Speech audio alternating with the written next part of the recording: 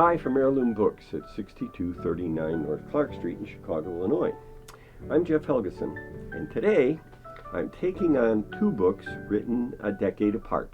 The history of Tom Jones, a Foundling, in 1749 by Henry Fielding, and the life and opinions of Tristram Shandy, a gentleman, beginning its sequel presentation in 1759 by Lawrence Sterne.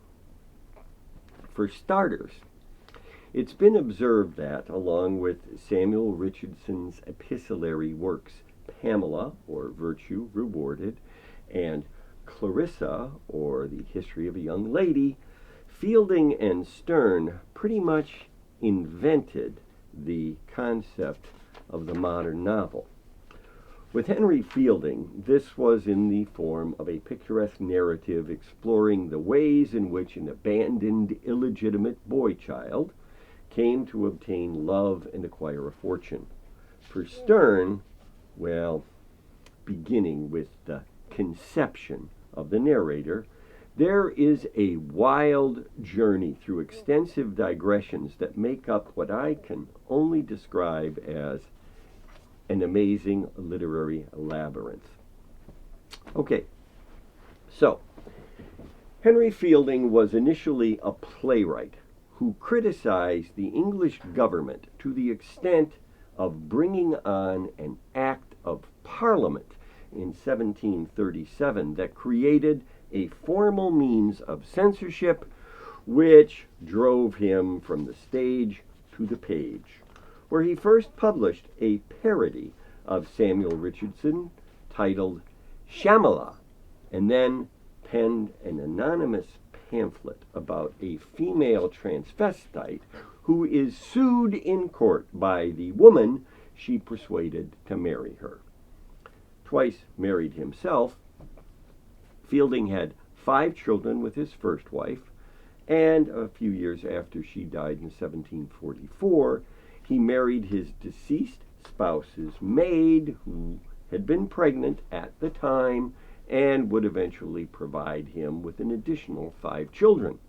Of course, earlier in life, Fielding had once tried to abduct a female cousin on her way to church, but yet none of these things served to prevent him from eventually becoming the chief magistrate for London, who established that city's first police force in 1749, the same year as the publication of Tom Jones, not to be confused with the Welsh singer of that name, which I suppose is not unusual, although the book was the basis of the 1963 motion picture starring Albert Finney as the title character. As for the story itself, told in 18 sections, a country squire, Mr. Allworthy, returns to the home he shares with his sister after an extended business trip to London and finds a new-born infant in his bed. Asking the housekeeper, Mrs. Wilkins, to care for the baby boy, a search of the nearby village locates a young woman, Jenny Jones, who is suspected of having been the child's mother, but she refuses to identify anyone as potential father.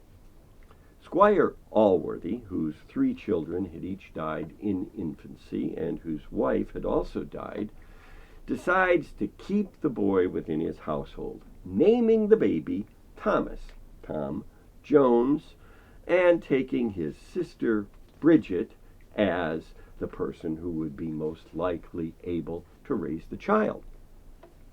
Frequently visiting the Allworthy household was a somewhat incompetent doctor who had been forced into his profession by his father against his will, and as a result of some very poor skills, had acquired no financial standing. Dr.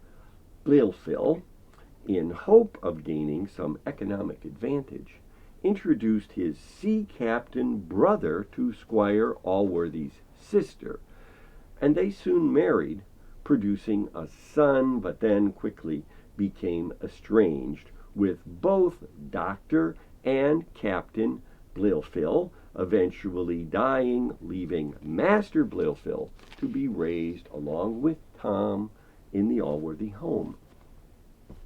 Extremely different in their characters, the two boys become rivals, with Tom befriending such people as Black George, the local gamekeeper, and Master Blifil perpetually seeking to curry favor with his wealthy uncle, Squire Allworthy. When Black George's daughter, Molly, seduces Tom and becomes pregnant, he plans to marry her, but then discovers that her child appears to have been fathered by a local philanderer named Bill Barnes, who had previously ruined a number of other young girls, at least one of whom had subsequently killed herself rather than face the social disgrace of unwed motherhood. Relieved of his responsibility to Molly, Tom becomes attracted to the daughter of a neighboring squire, Sophia Western, who, although returning his affection, due to Tom having been a bastard, is prevented from marrying him by her father, who encourages Master Blifil's intentions instead. When Squire Allworthy falls ill and believes that he is dying, he bequeaths a large portion of his fortune to Tom. But as he begins to regain his health, Tom, in celebration of the recovery, rushes off to drink the squire's health. Blifil then tells the recovered man that while he was ill, Tom had gone on a bender to celebrate his pending inheritance, causing the squire to both disinherit Tom and expel him from the household. Blifil then gets his uncle and his neighbor to agree to an engagement between himself and Sophie Western, who then runs away from home to avoid the prospect of this unwanted marriage. On his way to London, Tom encounters a barber named Partridge, who had been suspected of having been the young man's father. And at an inn, Tom is discovered in the bed of a woman called Mrs. Waters, who, as it turns out, is Jenny Jones, Tom's suspected mother, just as Sophie arrives. Learning of this encounter, the runaway bride quickly leaves, with Tom following her to London. To make a long story shorter, it is finally discovered that Tom had not really committed incest and that his mother had actually been the squire's sister who had raised him, Bridget Allworthy. Learning about the deceptions of Blifil, Tom's half-brother, as it turns out, Squire Allworthy decides to leave his fortune to his sister's oldest son, Tom that is, and with his inheritance assured, Sophie Western's father consents to a marriage between Tom and his daughter, and with the possible exception of Blifil, presumably they all lived happily thereafter. Now, with regard to Lawrence Sterne's novel, The Life and Opinions of Tristan Shandy Gentleman, first, some simple and straightforward facts. The beginning two segments of the book, as it exists today, were initially published in 1759, about 10 years following the history of Tom Jones of Foundling. The remaining 7 sections then appeared in segments during the next 7 years.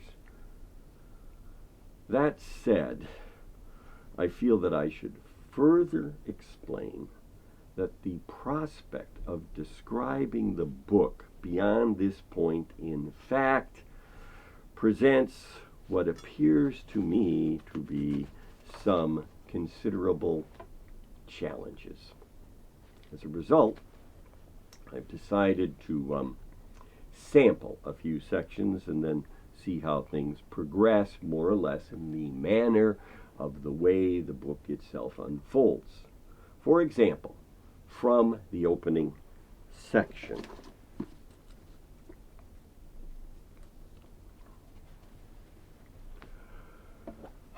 I wish either my father or my mother, or indeed both of them, as they were in duty both equally bound to it, had minded what they were about when they begot me.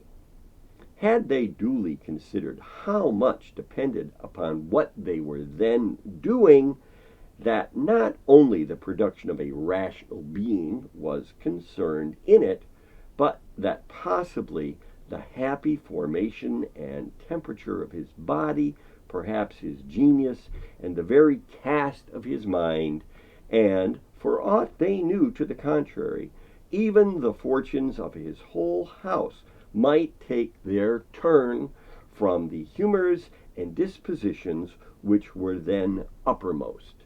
Had they duly weighed and considered all this, and proceeded accordingly, I am very persuaded that I should have made a quite different figure in the world from that in which the reader is likely to see me.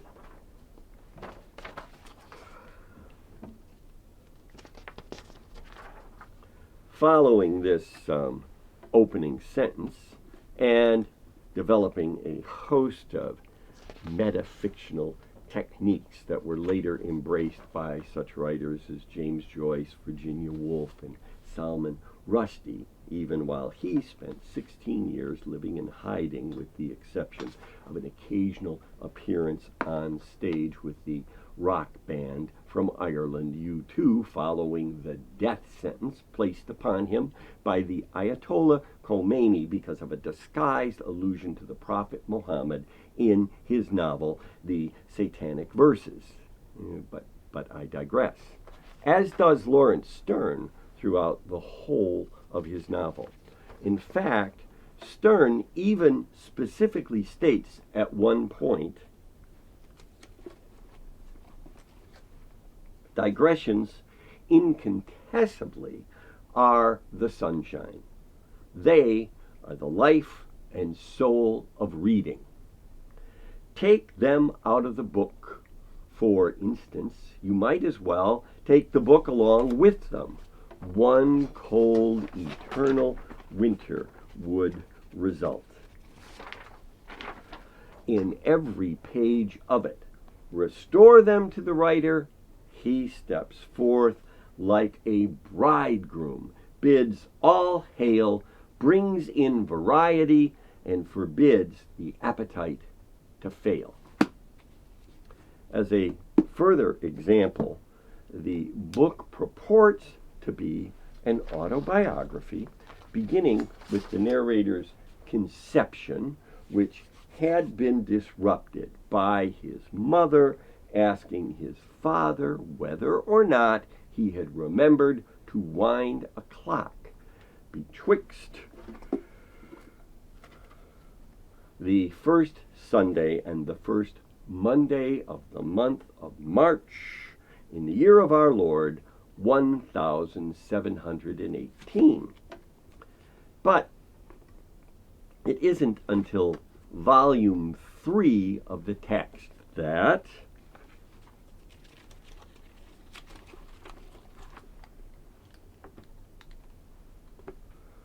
on the 5th day of November 1718, which to the era fixed was as near 9 calendar months as any husband could in reason give expectation, that Tristan Shandy gentleman was brought forth into this scurvy and disastrous world of ours. Between these two events, the second of which does not even take place within the original publication, what are presented include the central character's father's theories regarding obstetrics and the influence which an individual's name can have upon a person, as clearly demonstrated in the song written by Shel Silverstein and recorded live by Johnny Cash during the 1969 concert in California's San Quentin prison, attended as an inmate by fellow outlaw country singer Merle Haggard, titled A Boy Called Sue. Tristam, resulting from an error of interpretation at the time of the child's christening, and carrying connotations from the Latin word for sorrowful, trist, producing a lifetime of negative consequences. Also addressed within the book are Tristam's Uncle Toby's obsessive interest in siege warfare, the extensive prenuptial agreement which was established between the central character's parents, and the various complications surrounding the obtaining of a license as a midwife for a widow within the village, who was eventually assisted with the necessary fee by a parson named Yorick, who subsequently died but was purported to have descended from the deceased jester in Shakespeare's play Hamlet, the Prince of Denmark, and the parson's wife. Speaking of parentage and the circumstances of nativity, Lawrence Sterne, the author of the Life and Opinions of Tristram Shandy Gentleman, was born in 1713, the son of an English soldier stationed in Ireland, who later transferred to Jamaica, where he died of malaria, leaving his son attending school in England at the expense of a wealthy uncle. In 1741, while serving as a vicar of the Church of England, although notoriously flirtatious, Sterne married a woman named Elizabeth Lumley, who is described in Bergen's introduction, that's Bergen Evans' introduction to the 1950 Modern Library edition of the novel, as a nagging woman of belligerent virtue who went mad a few years after their union. Sterne's sermon the Sunday following this union, Evans points out, was based upon a verse from the New Testament of Luke. We have toiled all night and taken nothing. Not being faithful either during or after his wife's brief confinement within an institution for the treatment of her apparent mental illness, she chose to live separately from her husband with their two daughters, seeking substantial support when his book became a source of a major financial windfall, which her husband apparently supplied gladly, claiming that the separation had constituted the very best years of their marital union. Suffering from recurring onsets of tuberculosis, Sterne moved to France for the climate and began an affair with a young wife of a much older official in the Anglo-Indian government named Elsa, who was then forced by her husband to return to him in the subcontinent, with this estrangement from Sterne resulting in a publication entitled Journal to Elsa, which recycled many of the love letters that the author had previously written during the courtship of his wife. In terms of Sterne's place within various literary circles, although he had become wildly popular among a large portion of the reading public, Dr. Samuel Johnson refused to remain in the same room with him. Oliver Goldsmith openly attacked Sterne's writing, and a publication called the Monthly Review even describes Sterne's sermons, which were published pseudonymously under the name Yorick, as the greatest outrage that had been offered sense and decency since the establishment of Christianity. Even though Sterne became an influential advocate for the abolition of slavery, and about 70 years later, Karl Marx apparently was a big fan. Lawrence Sterne died in 1768 and was buried in England, but according to a Wikipedia article, is reputed to have been exhumed by body-snatchering resurrectionists like those employed by Mary Shelley's Dr. Frankenstein to provide him with raw materials, who tried to sell the corpse to the anatomy department at Cambridge University, where it was recognized and then returned to its final resting place. Of course, Tristan Shandy had his share of mishaps as well, such as accidentally being circumcised as a child while urinating out a window because of a missing chamber pot when a maid named Susanna allowed the sash to drop. Anyway, to borrow from the end of Sterne's novel, a character asks, "What's this story all about?" To which the answer is, "A cock and bull, and one of the best of its kind I ever heard." Literature, as demonstrated both by Lawrence Sterne and Henry Fielding, can surely be fun. But borrowing a reference to the tagline from the 1980 motion picture Airplane, it can, of course, surely be serious. But don't call it Shirley. Next time, it's a broad view of the early Romantics. I'm Jeff Helgeson, and Heirloom Books is located at 6239 North Clark Street in Chicago, Illinois.